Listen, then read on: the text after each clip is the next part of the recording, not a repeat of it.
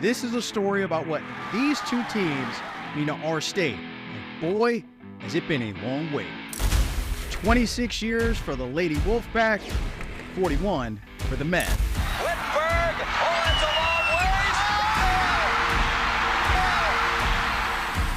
ways. And while North Carolina and Duke racked up the wins, championships, and the glory, state fans began to wonder if they would ever get their chance.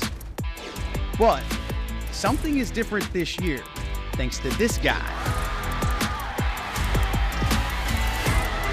With a little help from this guy. Plus, not to be overlooked, this team made us all realize something magical was happening. Two teams, one school, both in the Final Four. All comes down to this. NC State doesn't get a lot of Hollywood endings, but now they got a shot to make history. WXII 12 Sports presents Attack of the Pack, NC State's road to the title. We're here in beautiful Glendale, Arizona, just outside of Phoenix. Welcome to Attack of the Pack. I'm John Johnson alongside Chris Peterson. Our Chanel Porter joins us from Cleveland, Ohio with the NC State women as they too are in the Final Four. The road to the Final Four for the men's side brings us here to Phoenix. And Chris Peterson, you were with this NC State team all NCAA tournament. You were with them in Pittsburgh. You were with them in Dallas. I was with them at the ACC tournament in Washington, D.C. What a run it's been for this Pac team. It really can't be overstated how improbable it is that we're here. The NC State basketball team, they had to win the ACC tournament championship just to get into the NCAA tournament.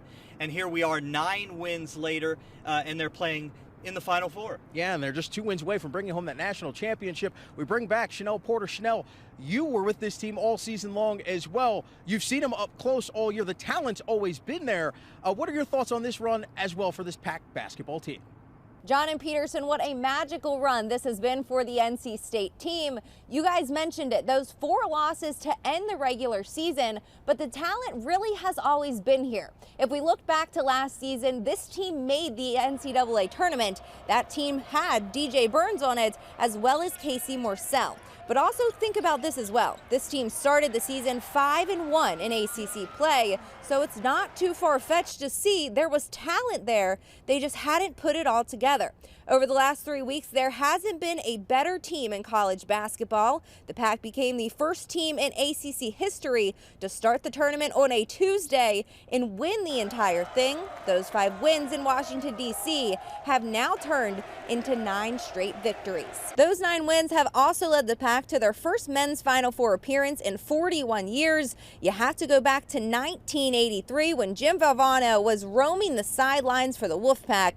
In that year, the Pac would win the national championship. In fact, in 2 of their other previous Final Four appearances, NC State has walked away as tournament champions as they own a tournament banner from 1974.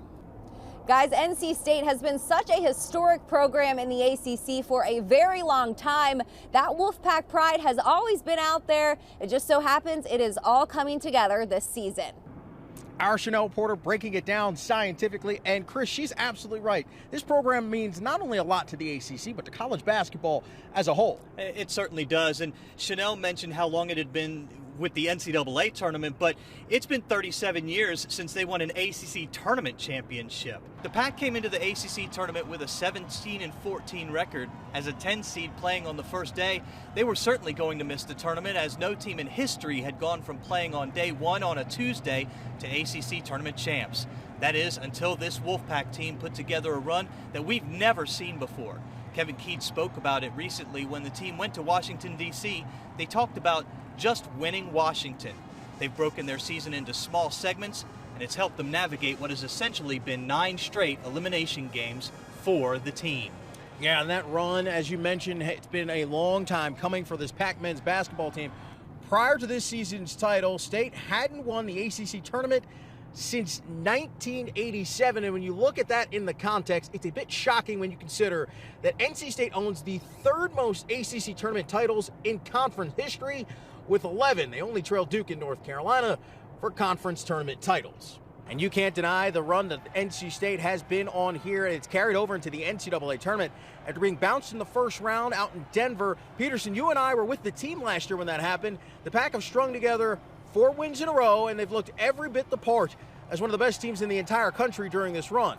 That's right, John. Look, we talked about it a little bit earlier. 4 wins in 2 weeks for the Pack, have them in the Final Four for the first time since 1983. But you look at the way this run has happened, it's what makes a great team. Let's go back to the ACC tournament. DJ Horn missed the first game, only to come back and dominate play at the guard position. Casey Morcell, who was on that team last season, has been a key contributor offensively and defensively. And of course, DJ Burns, the man in the middle, is averaging over 18 points per game during this run. It's Pack basketball at its best in this moment. Every time we win one of these games, I think it's the best feeling I've ever had. And then we get another one, and it's even better. So, I mean, can't even imagine what the next one's going to feel like. I just feel like this group of guys connected at the right time, and you see what it brought, man. Champions, we stand for life. You know, it means so much that we could bring it back, man, that we could have Raleigh, everyone rushing the bell tower, like that energy, that spirit. It's something that, you know, everyone's been hoping for so long. It feels great, and it just kind of, it just makes me look back on, you know, my whole reason on why I came here. Me and Keith talked from day one about wanting to do this, wanting to bring NC State an ACC championship and, you know, a national championship. And the fact that we're doing that and we're only, 2 games away from being there, it's crazy.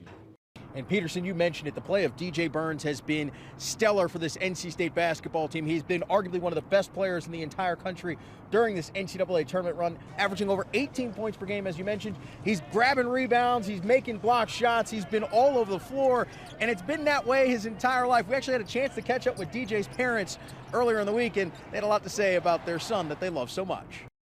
Dwight Burns Jr., Dwight Burns Sr. See, even DJ Burns' dad gets himself confused with his son.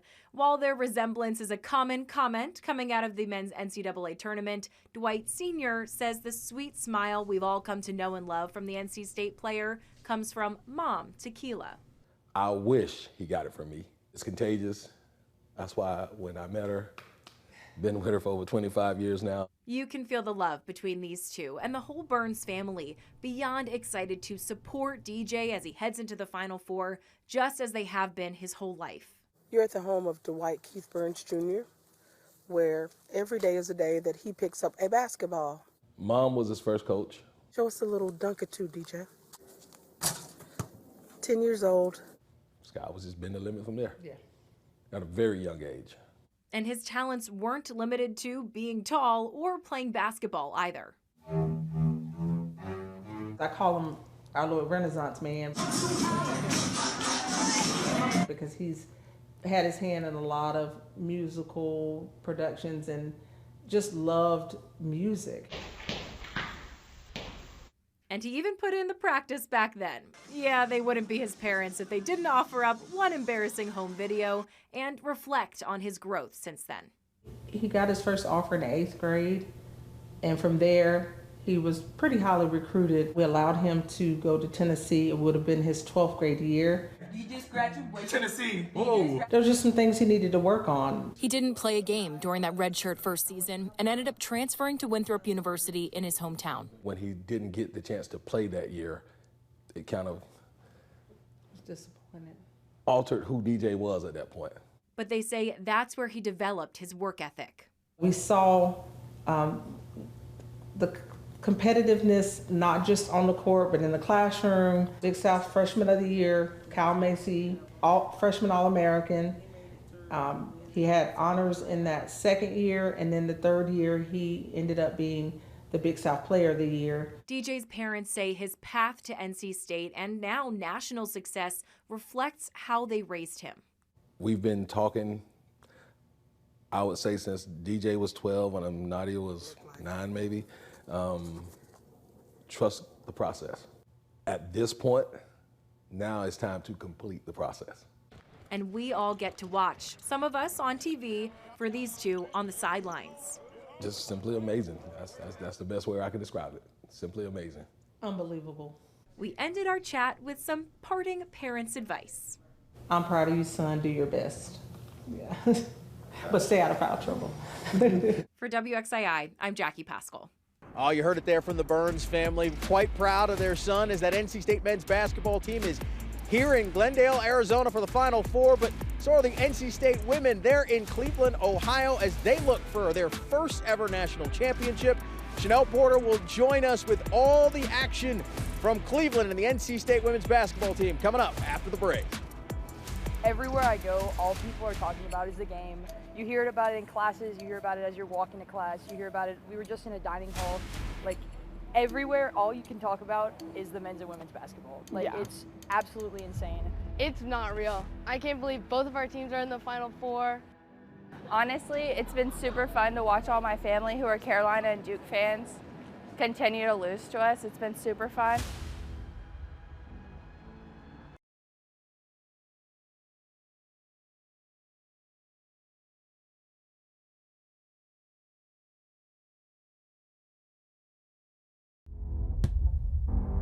All right, welcome back to Attack of the Pack. NC State's road to the Final Four. It's two teams, one program. Chris Peterson, we've talked about the men. We bring back Chanel Porter, who's going to talk about this women's team who's been so good for so long in the ACC and so good nationally for so long as well. Chanel, this NC State team is on their way to making some more history. This Pack team has been great, and you've seen them up close. This NC State women's team has honestly been just as doubted as the men's team, coming into the season as unranked, but it was an early win against another Final Four team in UConn that really put this Pack team on everyone's radar. A lot of ranked wins for the team this season, in fact, 7. Now becoming just the 7th team ever to make the jump from unranked to Final Four, State is playing some of their best basketball, including upsets over second-seeded Stanford and top-seeded Texas. The Wolfpack got those wins behind Isaiah James, who followed up her 25 points in the second half against Stanford with 21 in the first half against the Longhorns. Now the team sits with the big task of taking on Dawn Staley's 36-0 South Carolina Gamecocks. It's just an honor to be part of a legacy that is NC State women's basketball. I mean, I didn't start here, but I feel like I've been here my whole career, and I really found a home here. So to be a part of the first Final Four for Coach Moore, I thank him for taking a chance on me and taking me into this program, and I've loved every second of it. I know I'm fairly young, but, it's tough to get there. I mean, and so it's just amazing, really is. I mean, that's your goal. That's every player's goal, every coach's goal when they start their career, when they start every season, is to ultimately get to the Final Four. Came all the way out here, and you see Wolfpack fans came out here, so just imagine what's about to happen next. So we just love the Wolfpack fans and how much love they show us. It's our family, it's our friends. It's about to be big for us. Although the Final Four appearances are hard to come by, the Wolfpack have made it to the Big Dance 29 times. That includes 15 Sweet 16 appearances, but it's been hard for State to get past that point. Just 3 Elite 8 outings, and now just the second trip to the Final Four. Plus, as of late, the NCAA tournament streak has been hot. Not counting the COVID year, the 2023-24 season marks the 7th straight bid to the Big Dance. Those recent NCAA tournament appearances have to be accredited to the work that has been put in by head coach Wes Moore. That's over a decade's worth of work in Raleigh, all of which that have been winning seasons. Since Moore took things over in 2013, State has had 7 NCAA tournament appearances, plus all 7 years have included top 4 finishes in the ACC. He led the Pack to 3 straight ACC titles for the first time in program history. The team won it in 2020 for the first time since 1991, and then repeated in 21 and 22. In March of last year, Moore reached his 800th career win, just the 3rd coach ever in the ACC to do so. He's truly a coach that has had success all over, becoming the first coach in history to advance 3 different teams to the NCAA tournament at the Division I, II, and III levels. Just a flood of emotions and thoughts. I think of Kay Yao, 34 years at NC State, and took this program to a Final Four in '98. I think of the players 2 years ago that we're a double overtime game away from being in this same exact spot.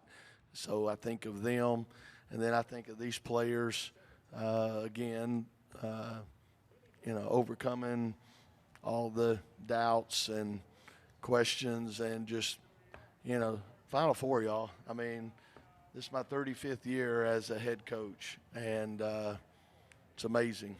NC State's women's basketball program as a whole was built on such a solid foundation. Kay Yow was the first ever coach back in 1974 and spent over 30 years in Raleigh. That stretch included 4 ACC championships, 21 20-win seasons, plus 20 NCAA tournament appearances. That includes the last Final Four appearance back in 1998. Coach Yow was truly a pioneer in the women's college basketball world, and her legacy has been long-lasting. Our Audrey Biss caught up with a former player of Yow's who was actually a part of one of the very first Sweet 16 runs. Just to be living in a time where you're seeing this explode, it is epic. It's just amazing because you just didn't have that coverage. Krista Kilburn recalls a different generation while playing at NC State in the late 80s and says today it's a joy to watch the current women's team on the hardwood making a real name for themselves. To see these arenas filled out, to see Reynolds, packed at all the NC State games, it's been crazy. Kilburn played from 86 to 90 under legendary coach and Hall of Famer Kay Yow. Coach Yow was such a great inspiration, about the whole total package, giving back, not only just, she just did so much for the community and what she taught us as young women. That's what Kay taught us the most about respecting the game. And I felt like I did, that to my kids, being part of a team. And I've got to play my freshman year. I think I played 20 minutes a game, and then I started for my sophomore year on, and that was one of the reasons why, I knew she was going to be fair, and she did an opportunity, you're going to get to play. Kilburn saying it was an honor to play for Kay Yow and NC State, ultimately inspiring her to become a coach. She went on to lead Hofstra University for 13 seasons and was called the winningest coach in Pride history there. Last month, some of her crew from 87 gathered in Greensboro for a reunion at the ACC tournament to root on their alma mater. So it was fun to go back to the ACC tournament this year and then be around Wolfpack Nation because they were packed. And they came back after that tournament and they know it's like, do or die.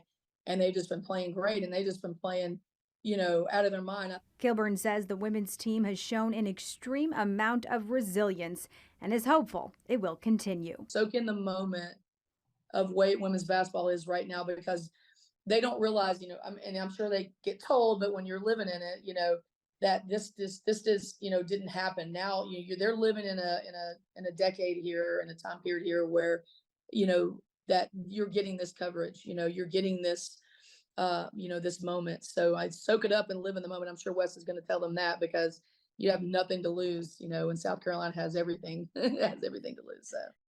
And John, Kay Yow, not just an inspiration to her players on the court, but to so many off the court as well. Yeah, this NC State program's had so many good coaches in their own right. Obviously, Wes Moore, one of the new ones, one of the new faces that's led this program so well, as Chanel has mentioned. Chanel, thanks very much from Cleveland, but she's not going anywhere, and neither are we. We've got more coming up, comes after the break. We hear from not only are the players excited, but the alumni as well, and so are the fans. We've got more from Attack of the Pack coming up after the break.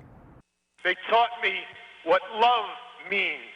When you have a goal, when you have a dream, and when you have a belief, and you throw in that concept of never stop believing and loving in each other, and you can accomplish miracles. And that's what the 83 team taught.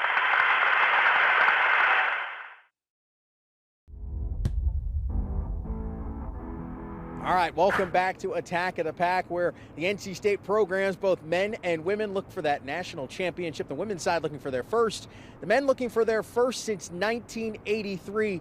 This week we caught up with someone who was a member on that basketball team, who remembers that fond run to the Final Four and obviously that national championship.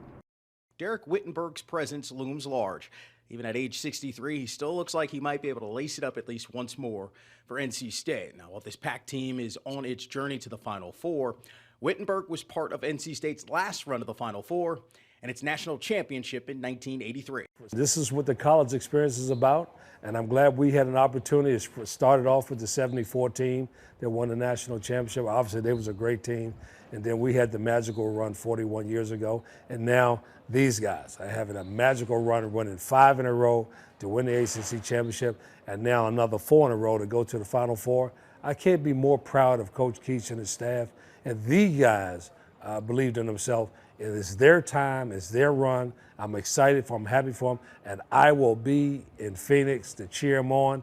And remember, why not us? We mentioned the fans are so excited. Chanel Porter joins us again from Cleveland, Ohio. Chanel, there are some rowdy fans that are making their way to Glendale. They're also making their way to Cleveland as well.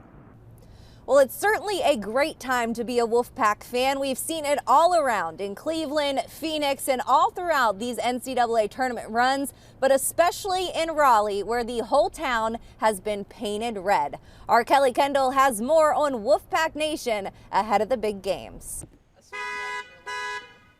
The whole neighborhood could hear Brent Kincaid's card the night the NC State men's basketball team won their spot in the Final Four. Wolfpack flags flying, he drove not just to celebrate with his neighbors, but to celebrate with his fraternal twin brother Kent, who lives just up the road in their Winston-Salem neighborhood. And so I went outside, and the next thing you know, every neighbor in the neighborhood's outside. Brent and Kent became Wolfpack fans in the early 1970s when they began going to football and basketball games as kids with their family and friends. In the 70s, State was very good in all sports. We won ACC championships in football, basketball, baseball. Us being sports fans, it was an easy choice to pick State. The brothers went on to attend State in 1978, which Brent says sealed the deal on their love of the school's athletics. They say after State's 1983 NCAA basketball championship win, it was Brent who gave the school the idea to present their coach, Jim Valvano, with a glass slipper for such a Cinderella win. They made that for Christmas one year. For 40 years, the brothers have held season tickets to NC State football and basketball, meaning kids and grandkids have all grown up a part of the pack. I don't have a bad memory. Even when we've lost a few games and it's been tough losses, there's still a huge dedicated group of people. They say they've been to nearly every home state game, but this away game was just too special to pass up. We're going to Phoenix. Wolfpack Nation is really soaking this all in, and why shouldn't they? It has been a long time coming, and 2 teams just make it a whole lot sweeter. Oh, and what a crew of Pack fans we expect to see here in both locations. Absolutely. Fun fact, those just happen to be my neighbors. How about that? A couple of rowdy neighbors on my block making the trip to Glendale, Arizona. There will also be some rowdy ones making it to Cleveland, Ohio as well. Speaking of Cleveland, we thank Chanel Porter in Cleveland, Ohio. We also thank Chris Peterson here in Glendale. I'm John Johnson. That'll do it for our special on the NC State men's and women's basketball programs. Both teams in the Final Four looking for a chance to win a national championship. Have a good night.